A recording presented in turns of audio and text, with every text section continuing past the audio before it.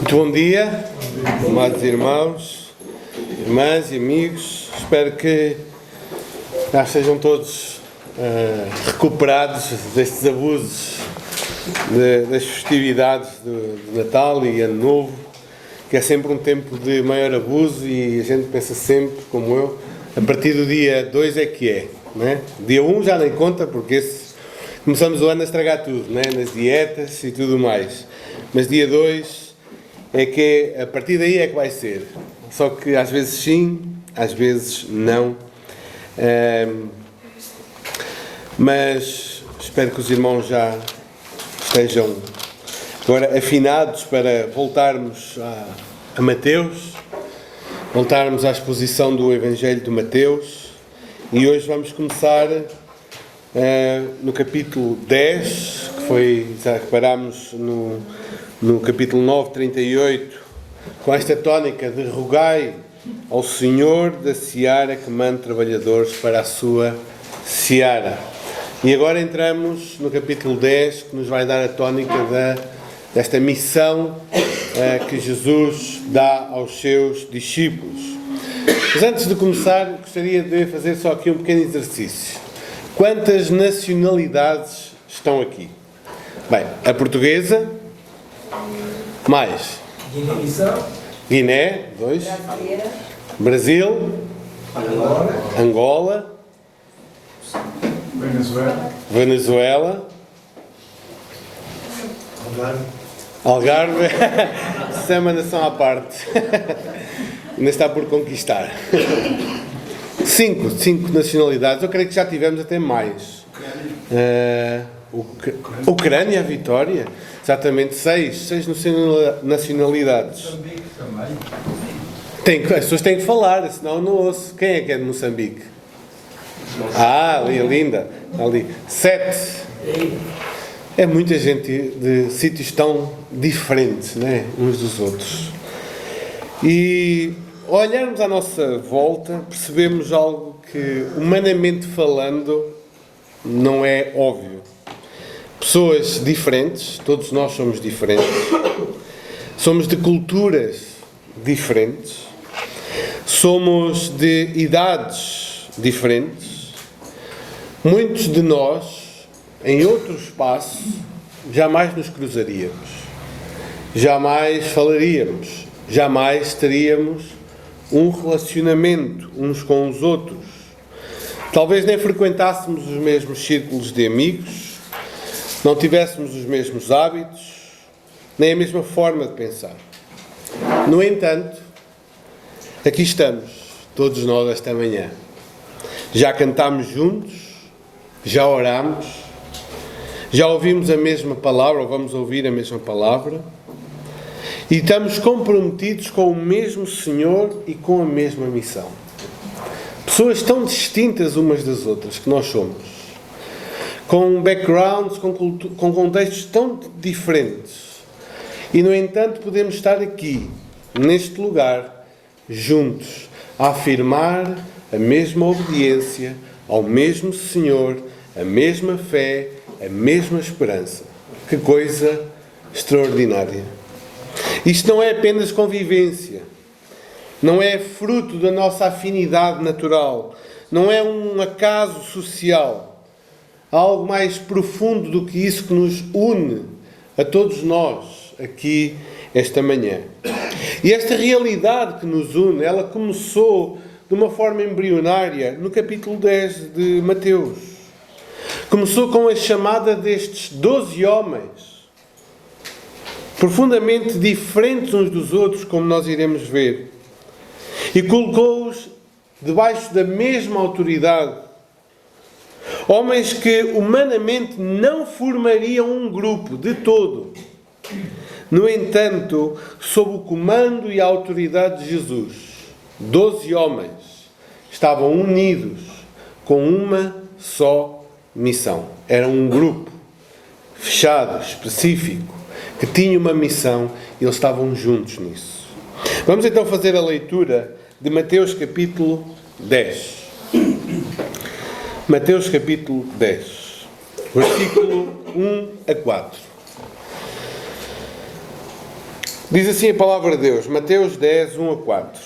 Tendo chamado os seus 12 discípulos, deu-lhes Jesus autoridade sobre espíritos imundos para os expelir e para curar toda a sorte de doenças e enfermidades. Ora, os nomes dos 12 apóstolos são estes. Primeiro, Simão, por sobrenome Pedro, e André, seu irmão. Tiago, filho de Zebedeu, e João, seu irmão.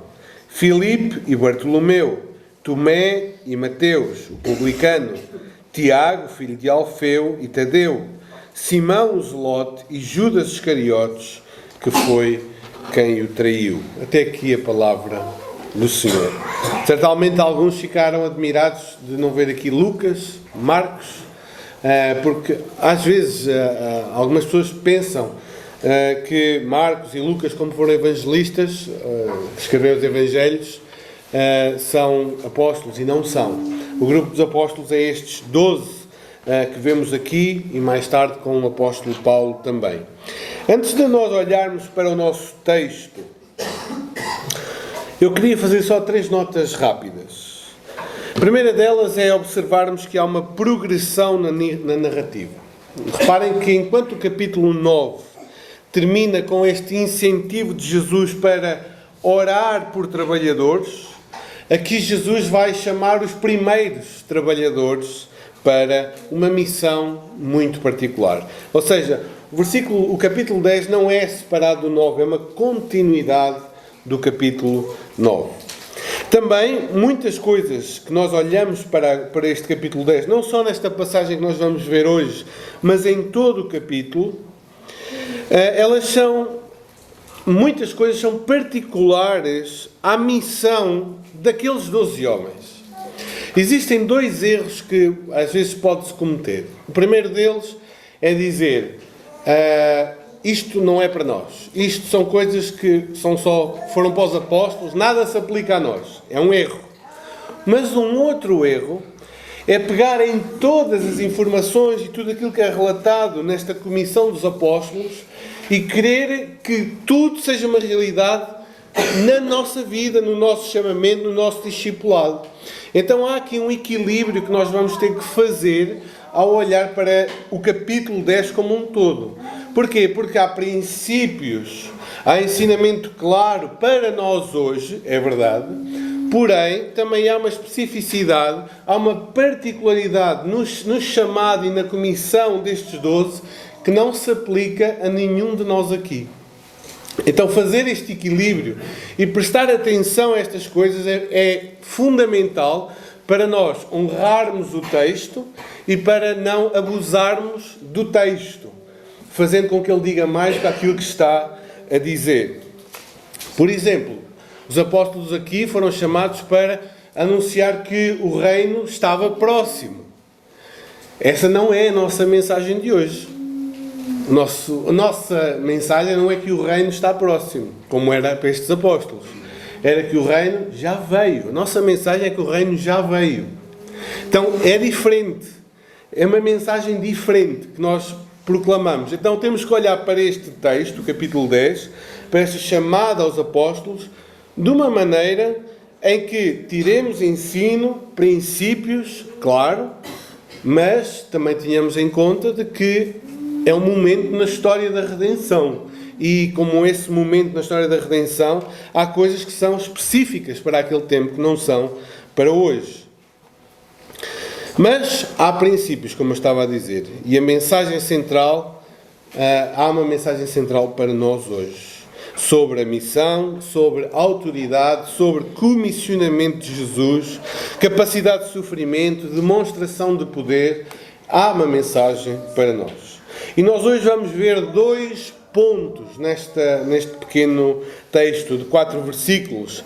E o primeiro ponto, nós vamos olhar para todo o texto como os embaixadores. O capítulo 10 de Mateus é Jesus a dar a sua comissão aos seus 12 discípulos, aos seus 12 apóstolos, para eles irem pregar às ovelhas perdidas da casa de Israel. Então, nós o que vamos ver aqui vimos o rei, capítulo 8 e 9, o rei. Capítulo 5 a 7, vimos o sermão do rei, os estatutos do reino. capítulo 8 e 9 vimos a demonstração do rei, do seu poder, da sua autoridade. Capítulo 10, o rei envia os seus embaixadores a proclamar este reino. Então nós vamos olhar sob a perspectiva dos embaixadores deste rei. E a primeira coisa que nós vemos no versículo 1, o primeiro ponto, é a autoridade do rei que é dada aos seus embaixadores. E tudo começa, diz o texto, que tendo chamado os seus 12 discípulos. Tudo começa com a chamada de Jesus. O verbo chamar traz a ideia de convocar. Ou seja, não é um convite genérico, é uma convocação com autoridade. Jesus chama para uma missão. Ele não sugere, ele não propõe, ele não pergunta quem gostaria de ir, mas ele chama. E quem é chamado passa a viver debaixo dessa palavra, dessa autoridade. E Jesus chama os seus 12 discípulos. É importante percebermos aqui que este grupo restrito já era conhecido. Jesus tinha mais do que 12 discípulos, tinha muitos mais. Mas este grupo ele foi crescendo, gradualmente foi aumentando. No entanto, dentro deste grupo maior, Jesus escolheu 12 discípulos. E este grupo já tinha sido escolhido porque o texto de Mateus diz que ele chamou os seus 12 discípulos. Ou seja, este grupo já existia. Mas ele agora vai fazer algo com este grupo de discípulos. Eles estão a passar de discípulos para apóstolos.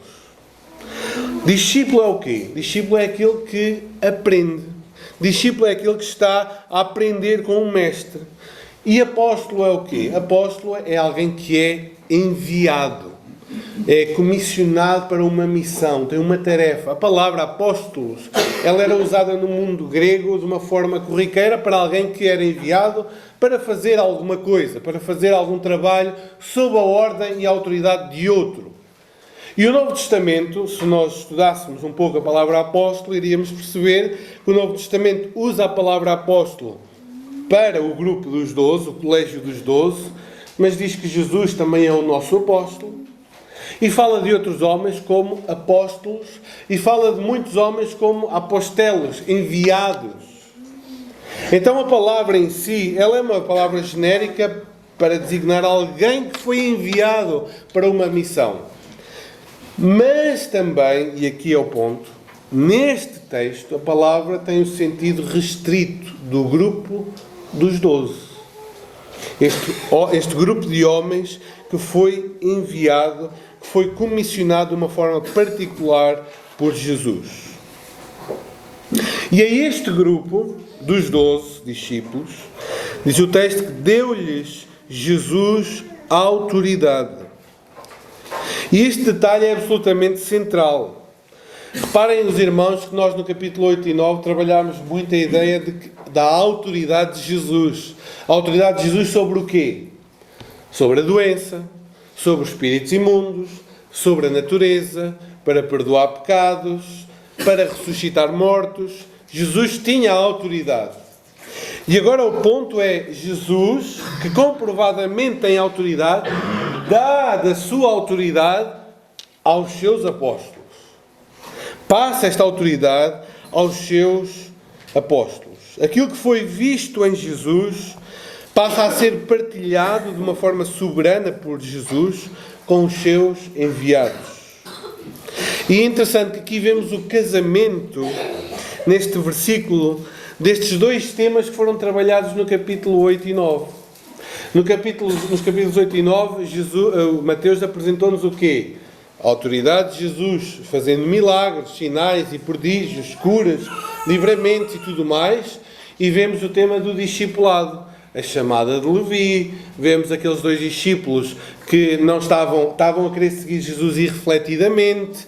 Então, estas duas temáticas de autoridade e discipulado casam-se aqui. Jesus dá daquela autoridade que ele demonstrou ter aos seus discípulos, para que eles vão e façam também o mesmo. E essa autoridade, irmãos, ela manifesta-se de forma concreta. Diz o texto: deu-lhes autoridade sobre espíritos imundos e para os expelir e para curar toda a sorte de doenças e enfermidades. Ou seja, eles iam numa missão de libertação e cura. Libertação e cura. E esta libertação e cura, elas acompanham a missão. Elas não são um espetáculo. Os apóstolos não iam montar um circo e dizer aqui vai haver curas e libertações e tudo mais. Aquilo não era um espetáculo, como muitas ditas igrejas gostam de fazer. Não, não é um espetáculo. Era um sinal de que o reino havia chegado, de que o rei estava entre eles. A autoridade que foi demonstrada por Jesus naqueles capítulos anteriores é agora concedida aos discípulos para que cumpram a missão. E notem, eles vão e não vão nem em nome próprio, não vão porque eles acharam que deveriam ir, eles não vão apoiados no seu caráter, nas suas capacidades, não vão apoiados na sua maturidade, nem vão, muito pouco ainda, apoiados na sua experiência. Eles vão sustentados pela autoridade daqueles que os está a enviar. É por isso que eles vão. E o que o texto nos está a dizer é muito claro. Estes homens falaram e agiram com a autoridade divina, não humana, não derivada deles mesmos, mas a autoridade que eles tinham para falar, para anunciar as boas novas do reino, para fazer estas curas, estes atos de libertação, eles não vinham deles mesmos, mas do Cristo que os enviou. E eles podiam ir com confiança, porque aquele que curou leprosos, aquele que libertou endemoninhados, aquele que ressuscitou mortos, aquele que acalmou tempestades, agora dera-lhes autoridade para cumprirem a sua missão. E aqui então é preciso fazer a primeira distinção importante. Há uma tentação muito grande de nós pegarmos nesta descrição e dizer, estão a ver, qualquer discípulo pode fazer isto. E eu não nego que o Senhor pode atuar através dos seus filhos para trazer cura, para trazer libertação, para fazer sinais e prodígios. Não nego isso. Eu sou um defensor disso. Mas não é com base neste texto. Porque este texto está a falar de uma comissão muito particular a estes 12 homens. Há uma diferença real entre o discípulo de Jesus, como nós somos, e este grupo específico dos 12. Estes homens receberam uma autoridade que não é equiparável a nenhum de nós. A nenhum homem da história da Igreja. Por muito que nós amemos e leiamos João Calvino, Lutero, Jonathan Edwards, John Wesley, Agostinho ou tantos outros, John Bunyan, e apreciemos os escritos daqueles homens e a sabedoria que Deus lhe deu, nenhum deles se equipara à autoridade que os apóstolos tinham. Aliás, todos os homens, todos estes grandes vultos da história da Igreja, eles estão subordinados à autoridade apostólica. Todos eles são lidos com o filtro do ensino dos apóstolos. Por isso esta autoridade apostólica ela é única, não é repetível. É tal ponto, irmãos, esta autoridade é tão singular que ela é mencionada até no final da história da redenção. Lá em Apocalipse 21:14 diz: a muralha da cidade tinha 12 fundamentos e estavam sobre estes os 12 nomes dos 12 apóstolos do Cordeiro. É uma autoridade singular, irrepetível, não é equiparável com nenhuma outra. O apóstolo, ou o apostolado, pertence ao fundamento da Igreja, não é uma repetição contínua. Não há sucessões apostólicas, como ensina a Icar. Não há. Quando morria um apóstolo, ele não era reposto. Salvo Judas, que é um caso muito particular. Mas reparem, os apóstolos, eles foram homens a quem lhes foi dada a autoridade de estabelecer doutrina para a igreja. Foi-lhes dada a autoridade de falar e estabelecer a regra para a nossa vida. E foi-lhes dada tal autoridade para estabelecer o ensino e a doutrina que nós hoje, Igreja de Jesus Cristo, nós vivemos por essa doutrina, nós temos a nossa vida neste mundo conduzidos por essa doutrina e nós morremos por essa doutrina. Não é equiparável com nada, com nenhum de nós. A nossa fé não está ancorada nas nossas experiências particulares, mas no testemunho apostólico preservado nas Escrituras. Por isso precisamos ter cuidado quando tentamos fazer uma ligação direta e simplista entre a comissão dos 12 e a comissão de todos e qualquer discípulo. O Novo Testamento deixa claro que os sinais, prodígios, serviam também como confirmação da mensagem apostólica. Eles funcionavam como credenciais divinas para autenticar a palavra anunciada. O Novo Testamento apresenta mais algumas pessoas que fazem milagres, mas o foco é sobretudo nos apóstolos, que faziam milagres. E não podemos desprezar que os milagres que os apóstolos faziam tinham o intuito, ou tinham o propósito, não era o milagre pelo milagre. Era o milagre para credenciar a mensagem que eles levavam. Os irmãos, se lerem Atos, não precisam de abrir, eu vou ler Atos 2:43. Diz: em cada alma havia temor e muitos prodígios e sinais eram feitos por intermédio dos apóstolos. Atos 5:12 diz: muitos sinais e prodígios eram feitos entre o povo pelas mãos dos apóstolos e costumavam todos reunir-se de comum acordo no pórtico de Salomão.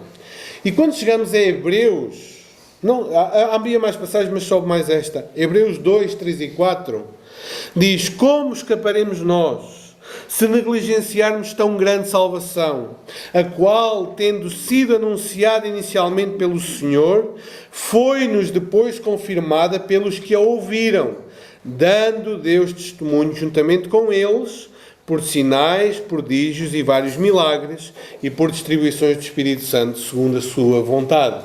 Ou seja, os sinais, os prodígios, as curas que eram feitas, elas tinham o propósito de credenciar a mensagem que era entregue. Então, quando olhamos para o versículo 1 e vemos que Jesus dá autoridade aos seus discípulos para expulsar demónios, para curar enfermos, dada esta sua autoridade, não devemos fazer a ligação direta, então eu também posso. É certo que Deus também te pode usar a ti para isso, mas não é uma ligação tão legítima assim pegar no texto e pegar para nós. Mas significa que não há ensino nenhum para nós, que é só um dado histórico? Claro que não. Claro que não. Este texto não nos deixa sem ensino, porque o mesmo Jesus que deu autoridade aos seus apóstolos é o mesmo que envia a sua igreja, não simplesmente para fazer curas, sinais, prodígios, embora o possa fazer, mas nós deste lado da cruz, após a obra da redenção, após a ressurreição do Senhor, o que é que Ele nos diz? Mateus 28. Toda a autoridade me foi dada aonde? No céu e na terra. E qual é o seguimento? Ide, portanto, e fazei discípulos de todas as nações, batizando-os em nome do Pai, do Filho e do Espírito Santo, e ensinando-os a guardar todas as coisas que vos tenho ordenado. Ou seja, o mesmo Jesus que deu esta autoridade àqueles 12 homens, dá agora autoridade à sua igreja. Não, e o foco não é fazer sinais e prodígios, o foco é ide e façam discípulos. Já não é só à casa de Israel, como foi nesta missão, mas aonde? A todas as nações. a estas 7 nações que aqui se encontram e a muitas outras. Então a nossa autoridade, a autoridade que Jesus dá à Igreja, esta autoridade para fazer a missão, manifesta-se de outra maneira, diferente daquela dos apóstolos naquele tempo. Não é como um poder para a autoexaltação, mas uma autoridade para testemunhar. Não para exibir sinais, mas para anunciar arrependimento e perdão de pecados.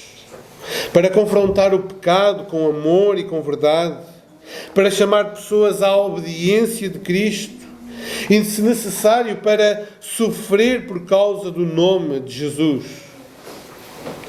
Embora a chamada e o comissionamento dos 12 tenham contornos únicos e irrepetíveis, podemos abraçar com confiança o nosso próprio chamado e a nossa missão como Igreja.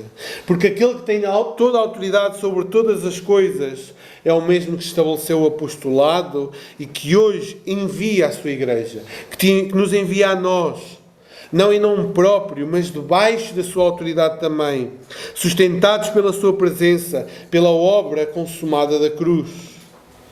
Quando falamos do Evangelho ao colega de trabalho lá na fábrica, lá na empresa, tu não fazes em teu nome, tu fazes debaixo da autoridade de Cristo. Foi Ele que te enviou a fazer. Quando a Igreja batiza, ela batiza pela autoridade que Cristo lhe deu de batizar. Quando estendemos os símbolos da ceia a uns e até negamos a outros, fazemos pela autoridade que Cristo deu à Igreja de ligar e desligar. Quando pregamos a palavra vez após vez, fazemos-lo submetidos à autoridade do Rei que nos enviou para esse fim. E vamos na confiança do Cristo ressurreto e exaltado, que tem toda a autoridade nos céus e na terra. O mesmo Jesus que enviou aqueles 12 homens e lhes deu autoridade, morreu e ressuscitou, e venceu a morte, e venceu os inimigos, e disse: eu tenho toda a autoridade no céu e na terra. Vão. E nós vamos, debaixo dessa autoridade também. O segundo ponto, irmãos, versículos 2 a 4. Já vimos a autoridade do rei que é dada aos seus embaixadores, mas agora vamos ver a comunidade dos embaixadores do rei. Versículos 2 a 4. Mateus passa-nos a dar uma lista de nomes, o nome dos 12 apóstolos. A lista não é muito complicada de ser compreendida. Se os irmãos quiserem depois estudar em casa, é um bom exercício ver as 4 listas do grupo dos 12 que aparecem no Novo Testamento e compará-las umas às outras, porque há diferenças. Vocês depois vão ver, se fizerem esse estudo. Mas há muitas semelhanças. Pedro é sempre o primeiro, em todas as listas. Filipe é sempre o quinto. E Tiago, filho de Alfeu, é sempre o nono. O que é que isto nos sugere?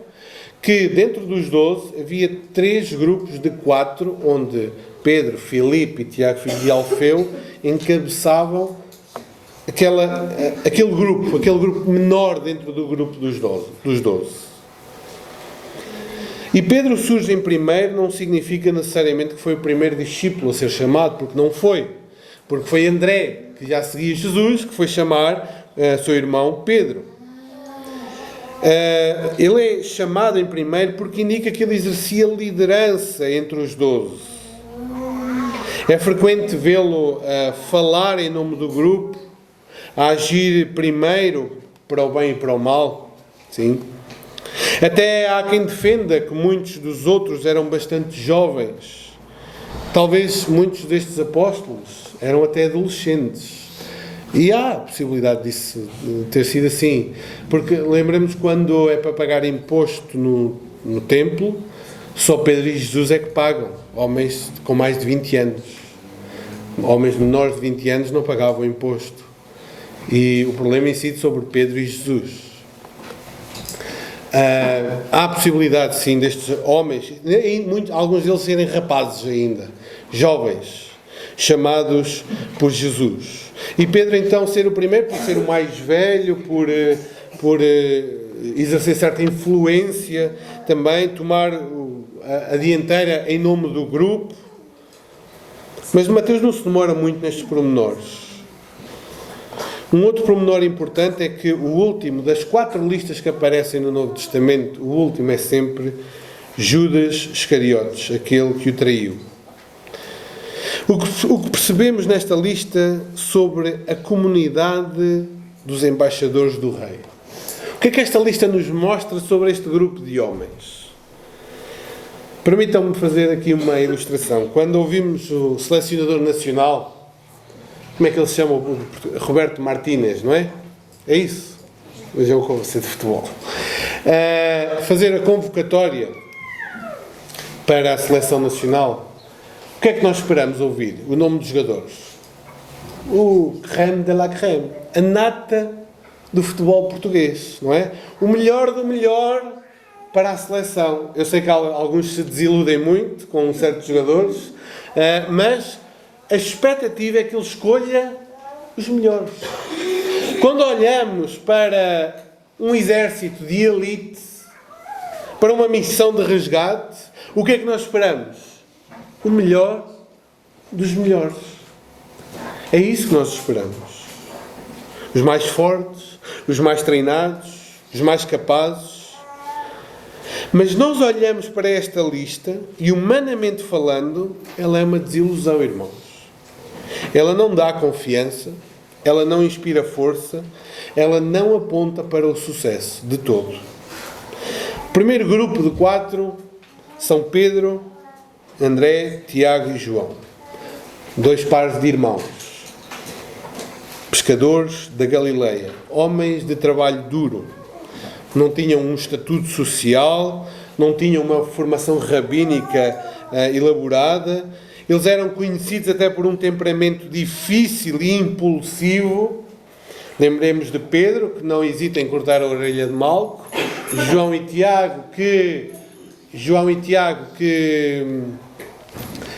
pedem, dizem ao Senhor: queres que a gente peça fogo do céu para queimar os samaritanos? É este temperamento, o tipo de homens que Jesus chamou. Homens de um temperamento difícil, não são diplomatas, nem são estrategas. Depois temos o segundo grupo de 4, Filipe, Bartolomeu, Tomé e Mateus. Mateus sabemos que era um antigo publicano, um cobrador de impostos ao serviço do Império Romano. Temos Bartolomeu, que é provavelmente o Natanael do capítulo 1, um homem sincero nas suas palavras. Um homem que o próprio Jesus diz: eis aqui um varão em quem não há dolo. Um homem sincero, aberto. Tanto é que ele diz: de Nazaré, pode vir alguma coisa boa de Nazaré. Né? Falar do Messias. Filipe quase não aparece, não sabemos quase nada. E Tomé, um homem que fica marcado pela sua dificuldade em crer na ressurreição e a sua luta honesta, mas dolorosa, com a dúvida. O terceiro grupo apresenta-nos Tiago, filho de Alfeu, Tadeu e Simão o Zelote. Sobre alguns deles sabemos tão pouco que quase passam despercebidos na história. Simão é chamado de Zelote, o que provavelmente indica que ele é um homem profundamente zeloso da lei. E aqui permitam-me só um pequeno esclarecimento.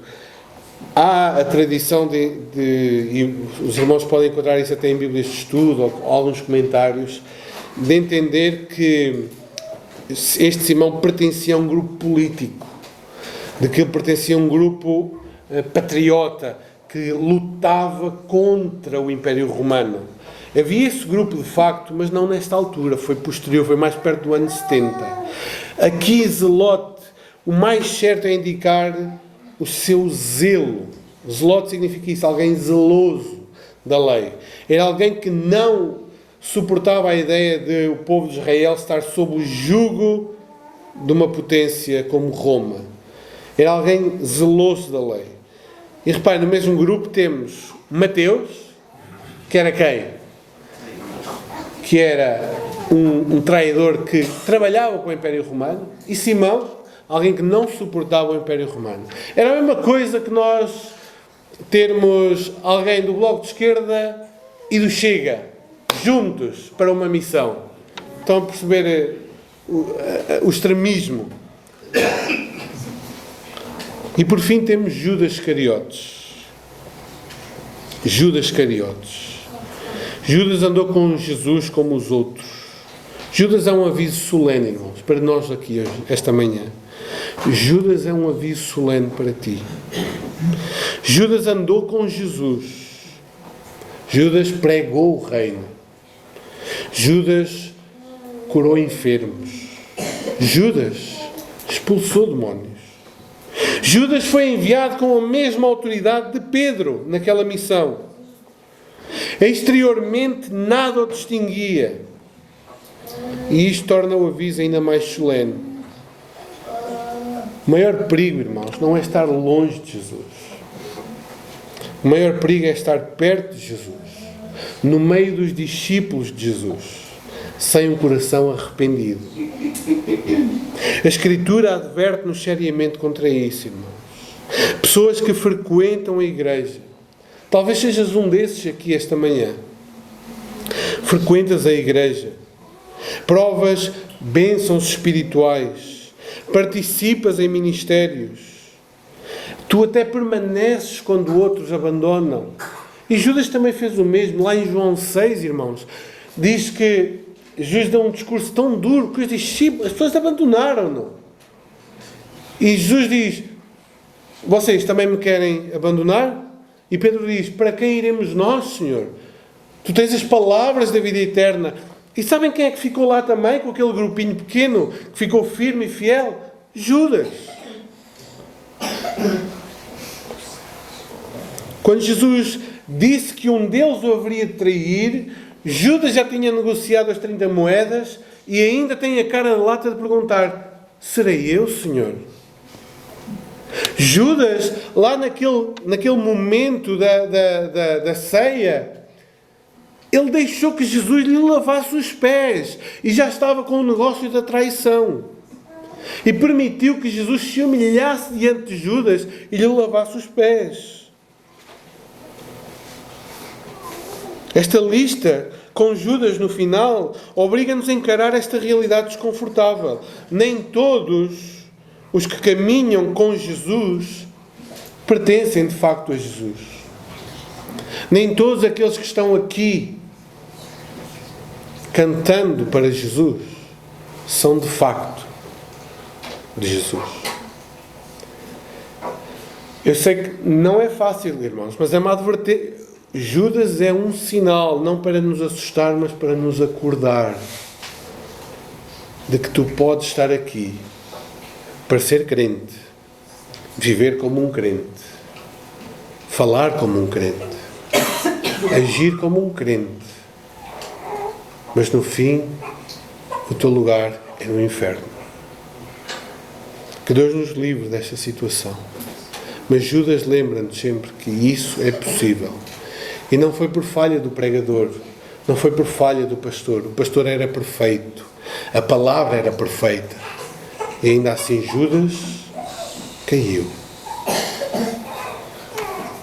A proximidade externa com Jesus e com os discípulos de Jesus não substitui uma transformação interna no nosso coração.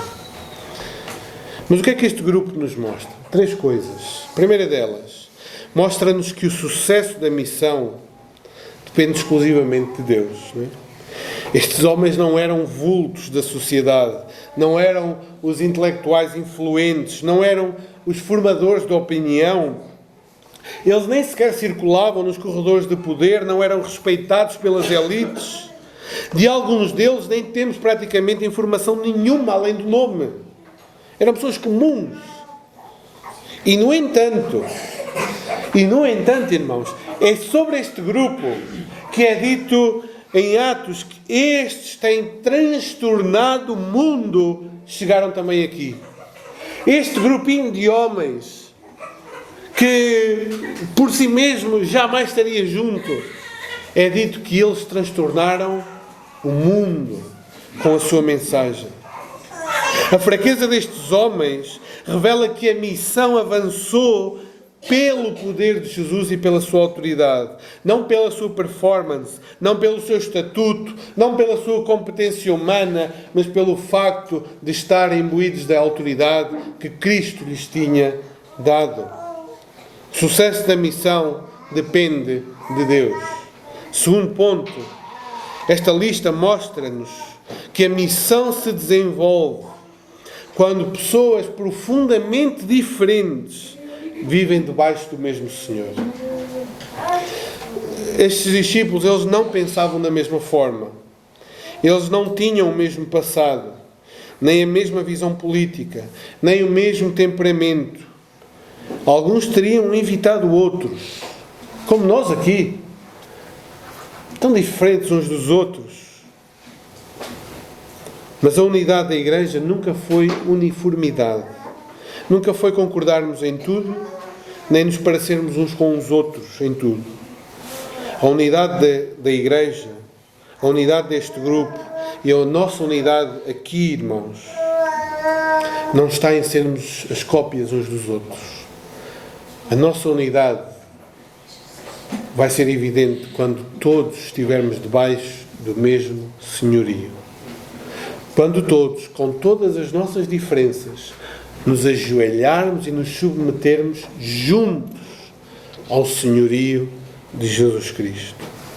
E quando isso acontece, irmãos, a missão avança. Não porque agora estamos iguais, mas porque agora estamos debaixo do mesmo comando, da mesma ordem e da mesma autoridade. Em terceiro lugar, irmãos, esta lista mostra-nos que Jesus não procura grandes homens e grandes mulheres para fazer a sua obra, mas procura homens e mulheres submissos à sua vontade. Portanto, não olhes primeiro para ti. Não fiques preso às tuas limitações. Não fiques preso às tuas falhas, ao teu passado, aos teus pecados até agora no presente. Arrepende-te e volta-te para aquele que tem poder para transformar a tua vida hoje. Submete à sua vontade. Não fiques à espera de um tempo melhor, de mais condições, de mais capacidade. É um erro tão comum, irmãos, que nós cometemos de dizer agora não, ainda não estou pronto, ainda não sou capaz. Irmãos, têm noção do que é que isso revela? Revela que o sucesso da obra de Deus depende de mim. Daí eu estar a aguardar. Daí eu estar à espera de um tempo melhor.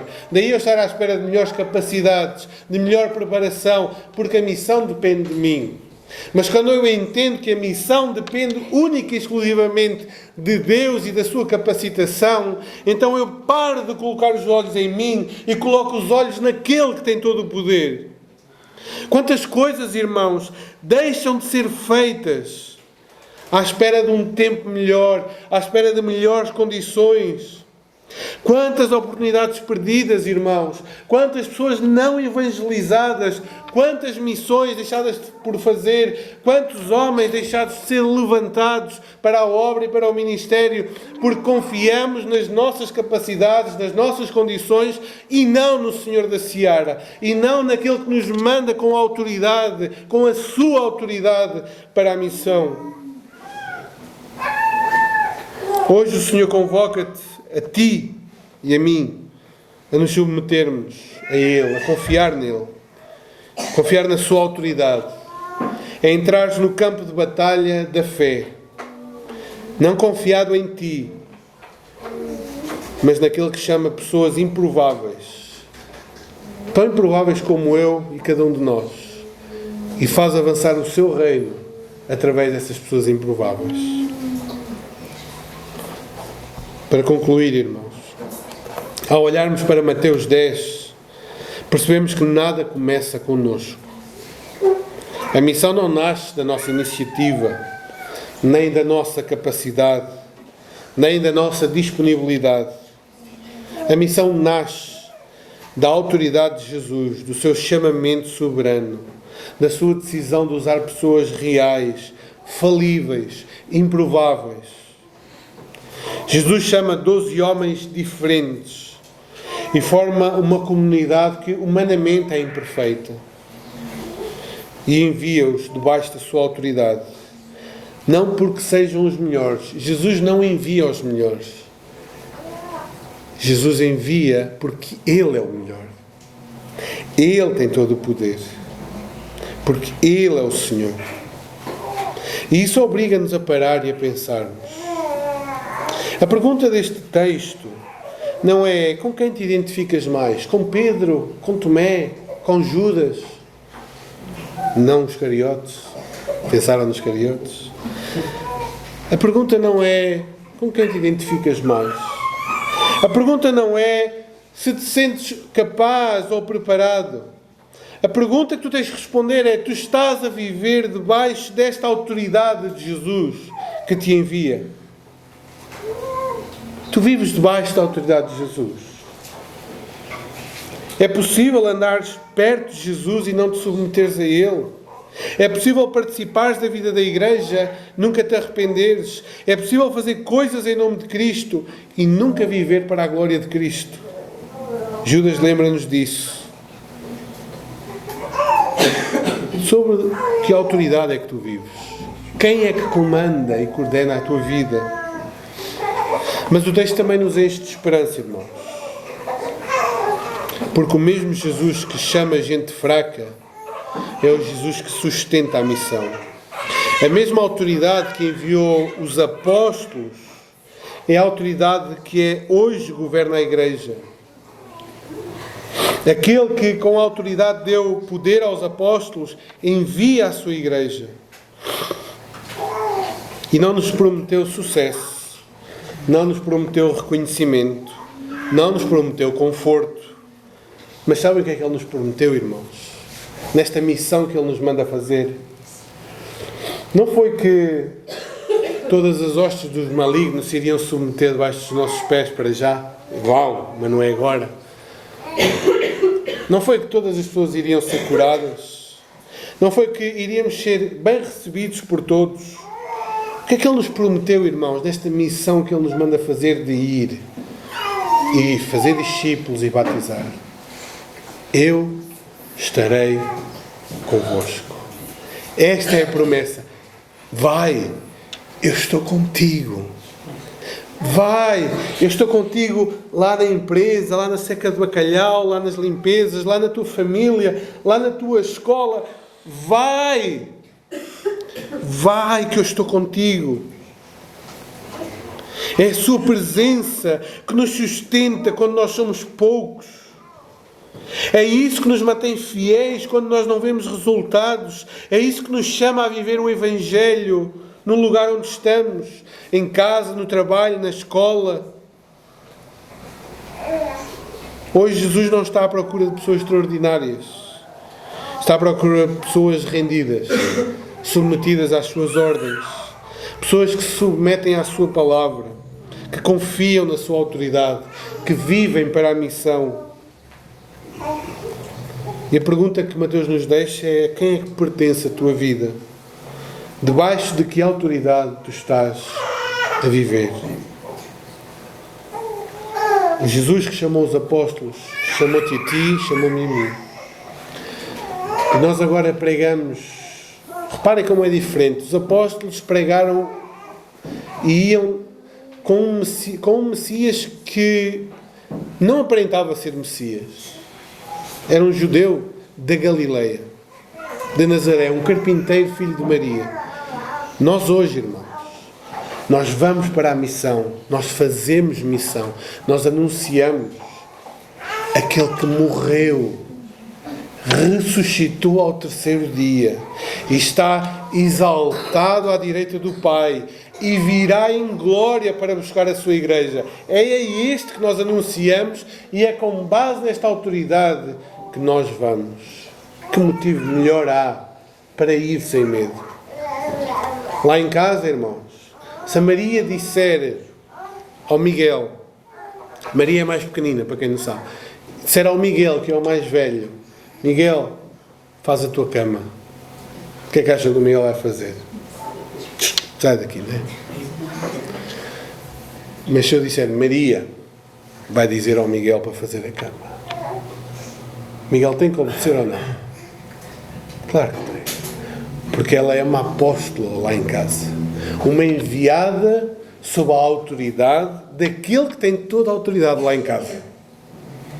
Então as palavras dela são as mesmas. Mas a autoridade que lhe foi dada tem que ser obedecida.